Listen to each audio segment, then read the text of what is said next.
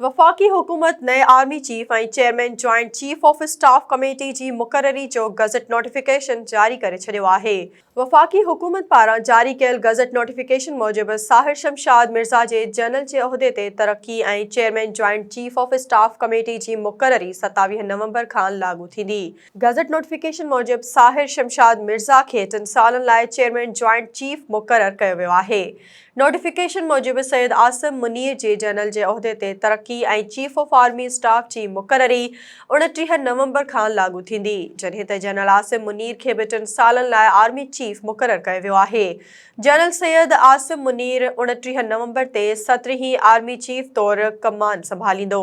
उन खां अलावा वफ़ाक़ी हुकूमत आर्मी चीफ जनरल कमर जावेद बाजवा ऐं chairman joint chief general Nadeem Raza जी रिटायरमेंट जो नोटिफिकेशन बि जारी करे छॾियो आहे। नोटिफिकेशन मूजिबि आर्मी चीफ जनरल कमर जावेद बाजवा 29 नवंबर ते रिटायर थी वेंदो ऐं chairman joint chief general Nadeem Raza 27 नवंबर ते रिटायर थी वेंदो।